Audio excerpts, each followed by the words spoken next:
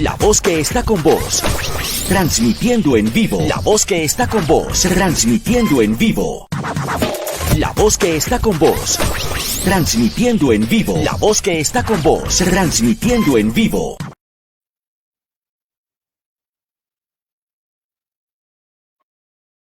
Hola amigos de América Latina y el Caribe. Gracias también a nuestros compañeros de Radio Progreso en Honduras y a toda la red de emisoras comunitarias y participativas de ALER, la Asociación Latinoamericana de Educación y Comunicación Popular de América Latina, que agrupa más de 500 medios comunitarios, centros de producción, coordinadoras de radio y medios de comunicación digital. Les saludamos, les habla Javier Barrios para acompañarles en estos 30 minutos de un especial de Voces sobre la Mesa para analizar y evaluar lo que está pasando en este momento en Ecuador, un país que en los últimos días ha sido azotado por eventos de violencia que comenzaron en cárceles de este país y ahora se han trasladado a la calle. Esto ha obligado al gobierno del Ecuador a declarar un estado de excepción, toque de queda y un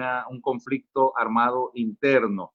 Han ocurrido muchos hechos, eventos o tomas de canal de televisión, capturas, movilización del ejército y de la Fuerza Armada a las calles. Pero realmente, con esta llamada conmoción, ¿qué está pasando en el Ecuador? Para esto tenemos en la mesa de trabajo dos invitados especiales a los cuales vamos a agradecer su presencia. En primer lugar, el profesor Hernán Reyes, es Reyes Aguinaga, sociólogo y politólogo de la Universidad Central del Ecuador en Quito, y también a Saúl Sala, jefe de prensa de CORAPE, coordinadora de medios comunitarios populares y educativos del Ecuador, una red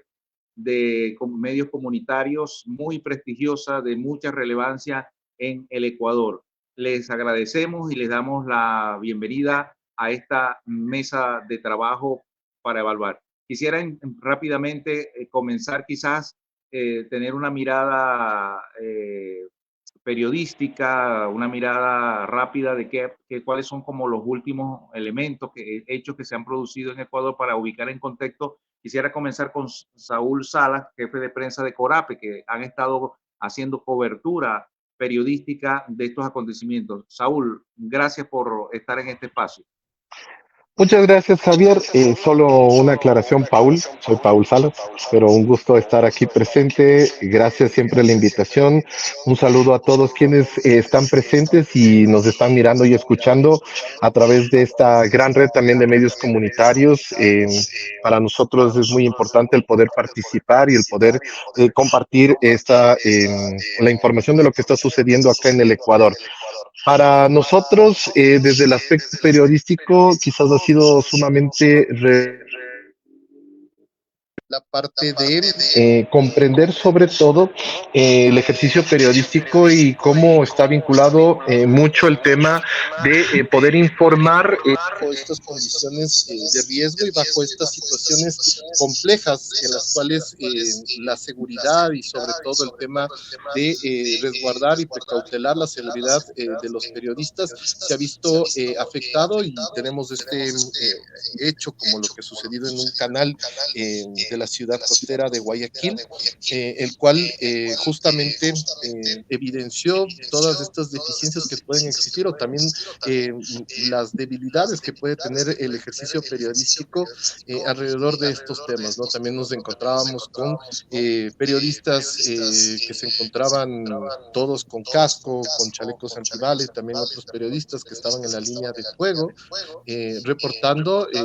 sin ningún tipo de protección, ¿no? Entonces también ha hecho una lectura muy importante de estos casos que también para el país son bastante nuevos y que en el ejercicio periodístico, en nuestro caso también con las y los periodistas, hemos tenido que precautelar su seguridad. ¿Cuál es el panorama a esta hora acá en el Ecuador, en este tercer día en el cual a partir de los hechos y lo que sucedió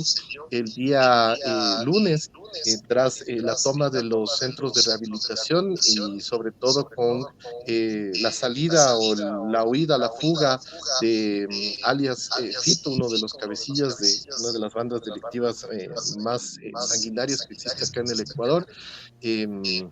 y este estallido que ha existido alrededor y en torno a todas estas situaciones,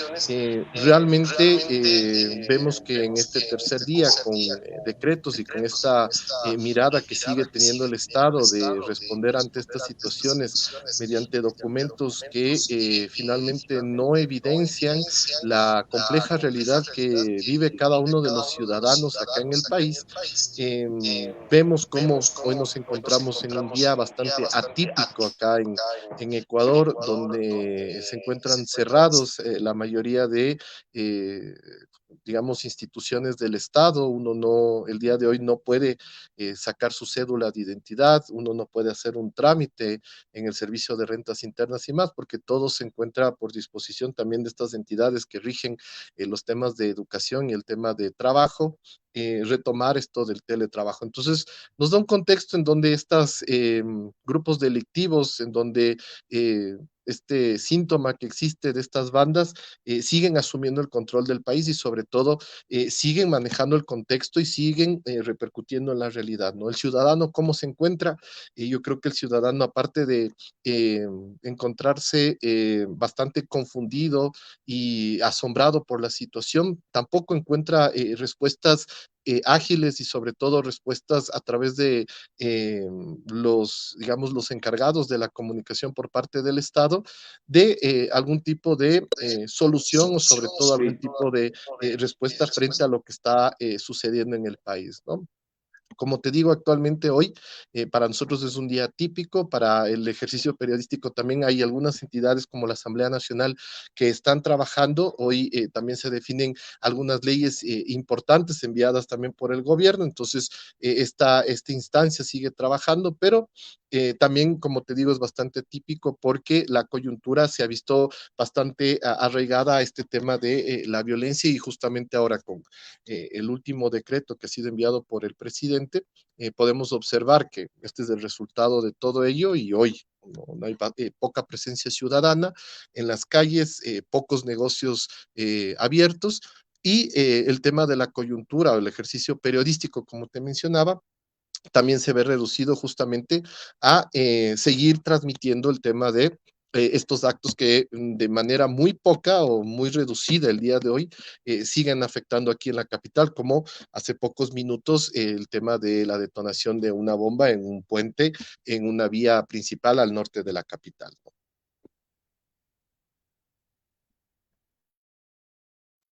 Recordamos que estamos en este programa especial, en esta cobertura especial a través de ALER, la Asociación Latinoamericana de Comunicación y Educación Popular para toda América Latina y el Caribe, de lo que está pasando en Ecuador. Vamos a conversar en este momento con el profesor Hernán Reyes Aguinaga, sociólogo y politólogo de la Universidad Central del Ecuador en Quito. Cuéntanos un poco su valoración para toda América Latina, que de pronto estamos viendo videos que circulan en las redes sociales, mucha información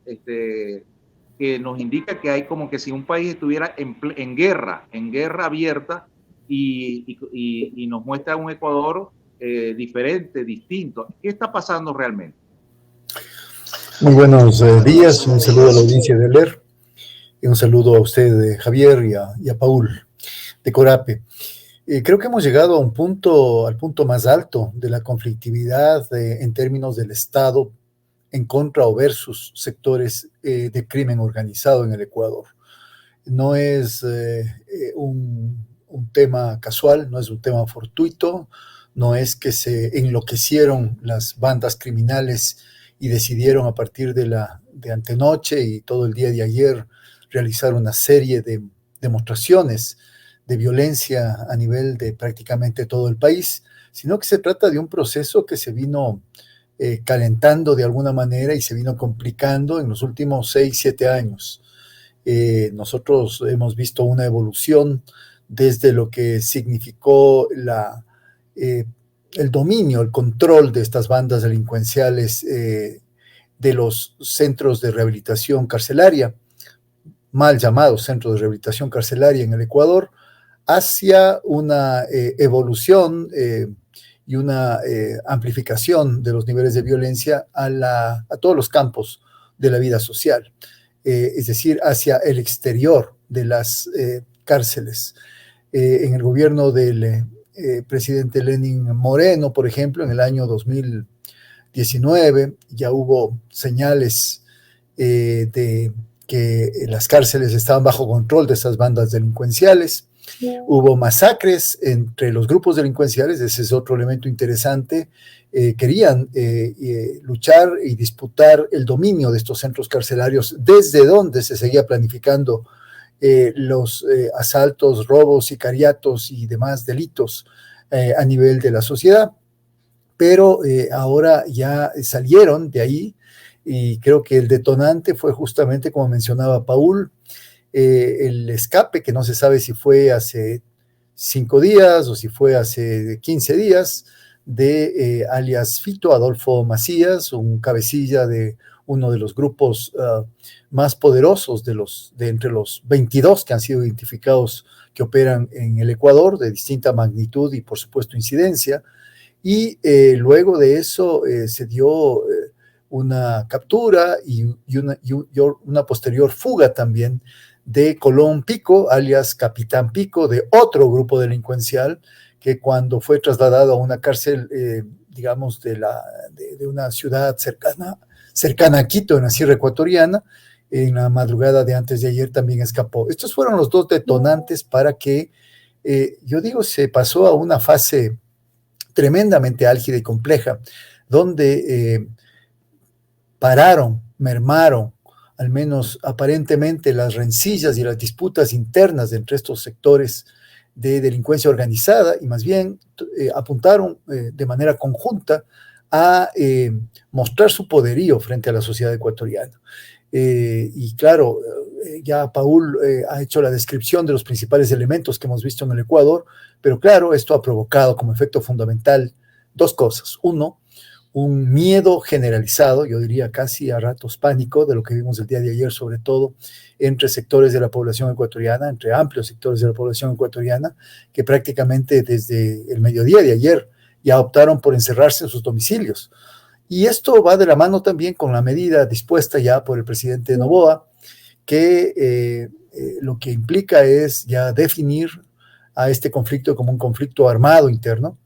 y darles prácticamente el estatus de combatientes en este conflicto a quienes ha denominado terroristas, militarizando las ciudades del Ecuador y recibiendo el apoyo, yo diría, de todas las fuerzas políticas, absolutamente todas, de distinto signo, en este caso, de la propia Asamblea Legislativa, de la propia Asamblea Nacional, que inclusive ya le dio al presidente el aval en el sentido de que se iban a hacer amnistías e indultos para los miembros de las fuerzas del orden, policías y militares, que de alguna manera puedan ser juzgados o puedan ser investigados por usos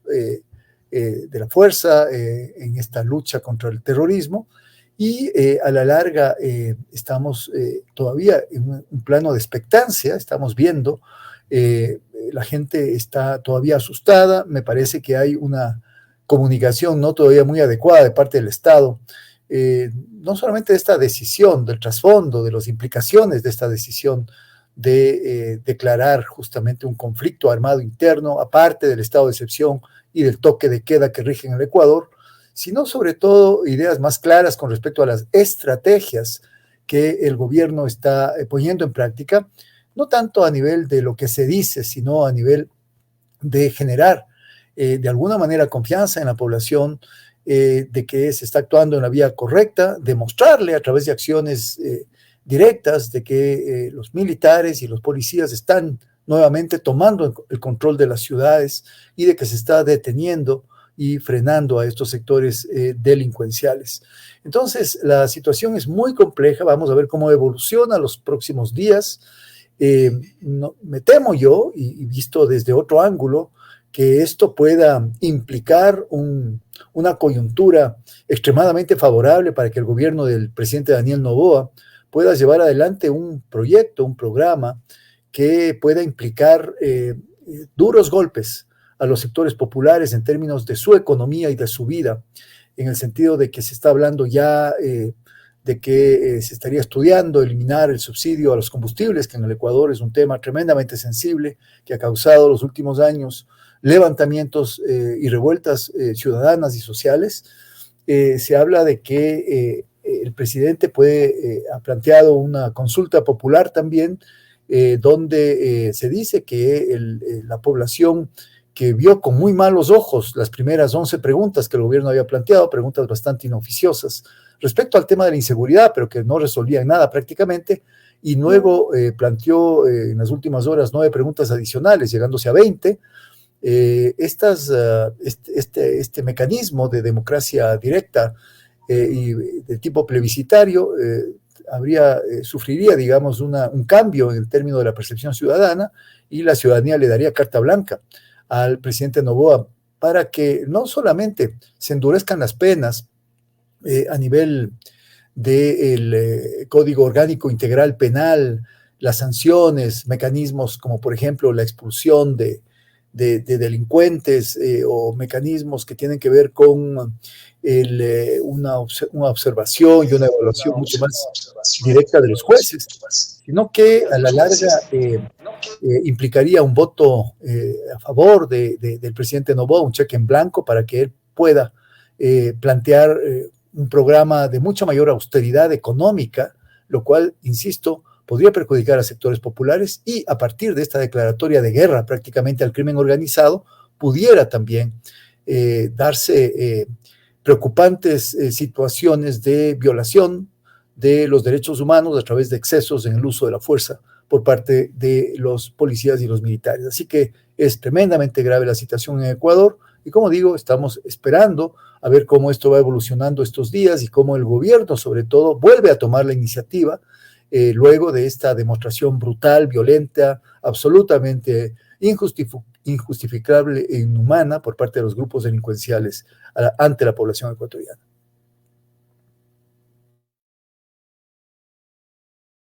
Estamos en esta programación especial de Voces sobre la Mesa, en transmisión para toda América Latina y el Caribe a través de ALER. Gracias también, aprovechamos para agradecer el esfuerzo y el trabajo de Radio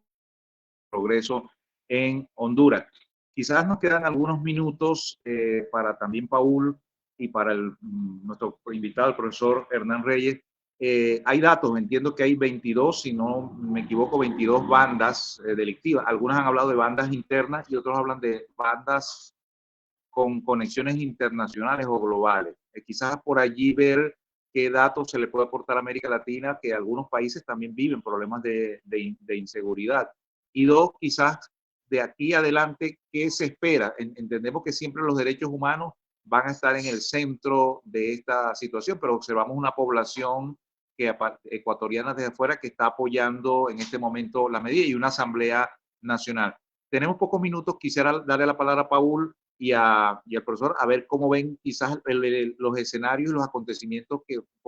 podrían venir hacia adelante con estas consideraciones que le hemos hecho. Quizás yo en primera instancia el entender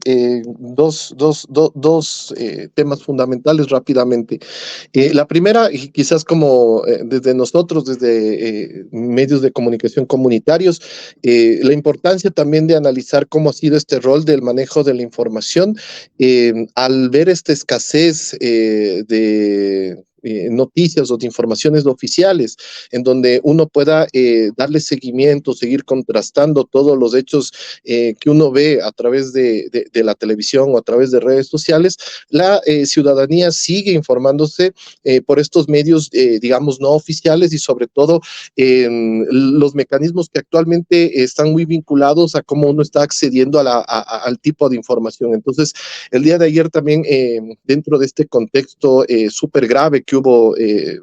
dentro del país, nosotros desde la parte comunicacional también fue muy alarmante el hecho de que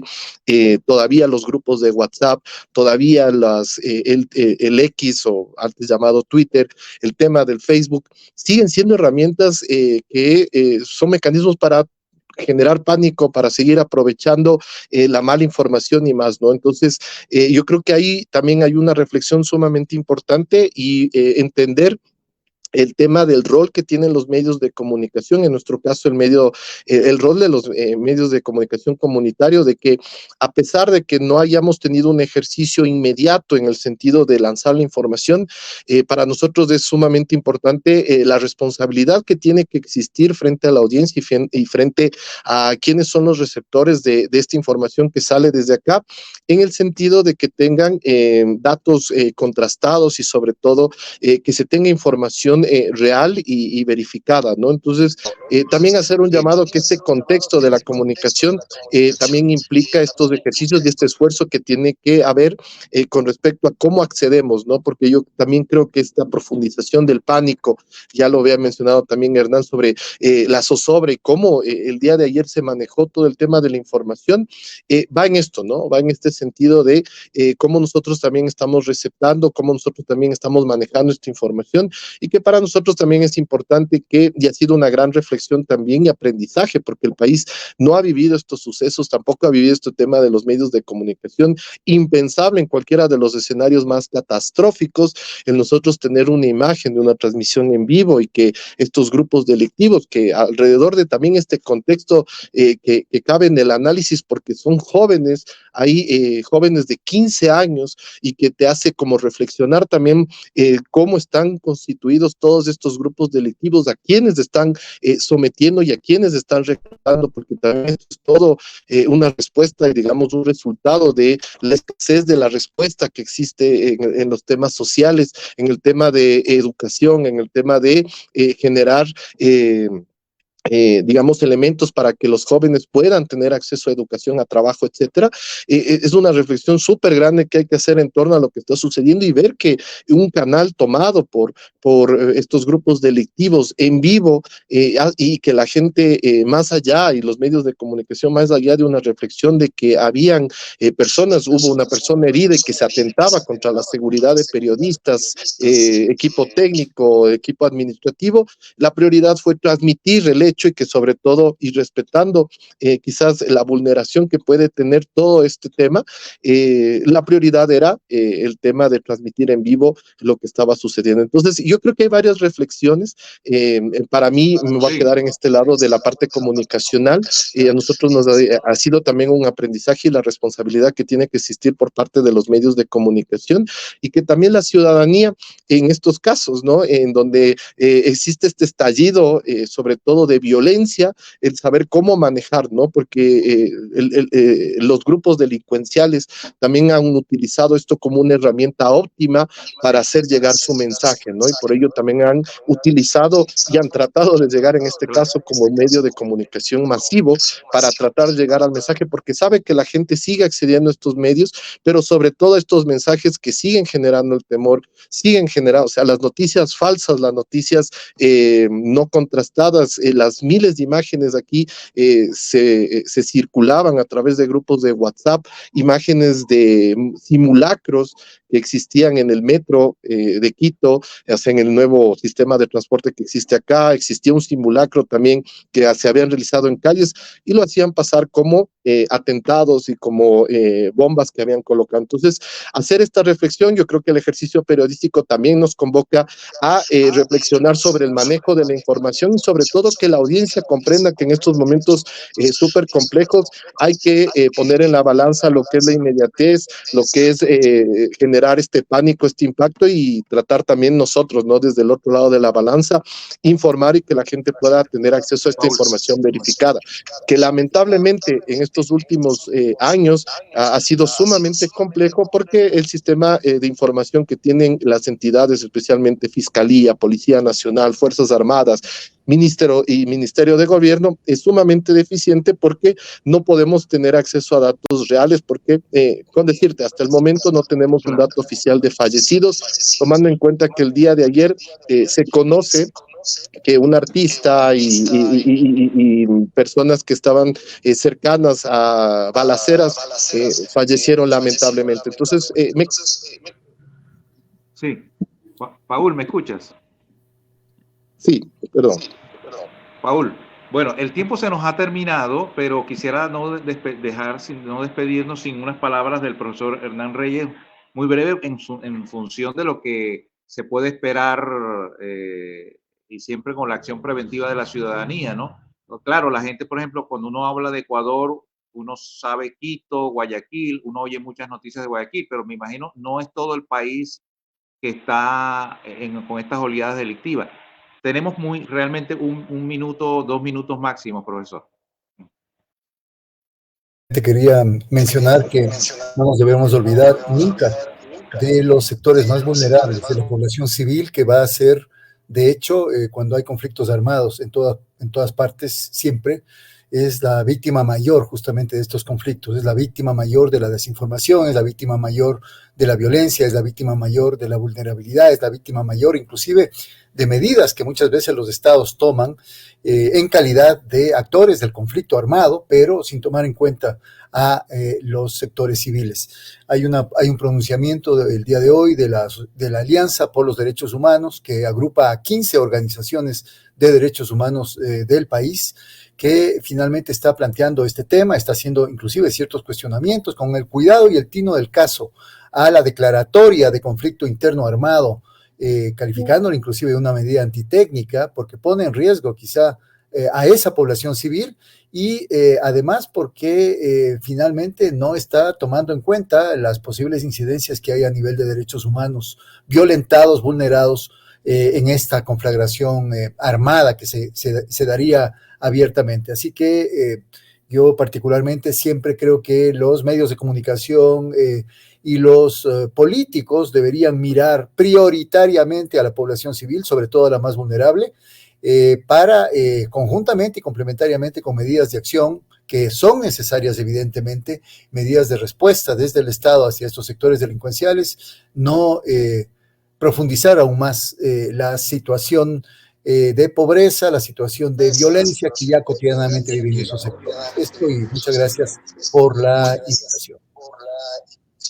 Bueno, muchas gracias, muy amable a ustedes, profesor Hernán Reyes Aguinal, sociólogo y politólogo de la Universidad Central del Ecuador, Quito, y gracias a Paul Salas, jefe de prensa de Corap, una red de comunicación popular de mucho prestigio en Ecuador. Gracias a Radio Progreso, gracias a LER, a todo el equipo. Les habló Javier Barrios, nos despedimos y ALER va a seguir informando desde el Ecuador lo que está ocurriendo para que ustedes tengan la información y el nivel de comprensión de lo que está pasando. Muchas gracias, les habló Javier Barrios. La voz que está con vos, transmitiendo en vivo. La voz que está con vos, transmitiendo en vivo. La voz que está con vos, transmitiendo en vivo. La voz que está con vos, transmitiendo en vivo. La voz que está con vos.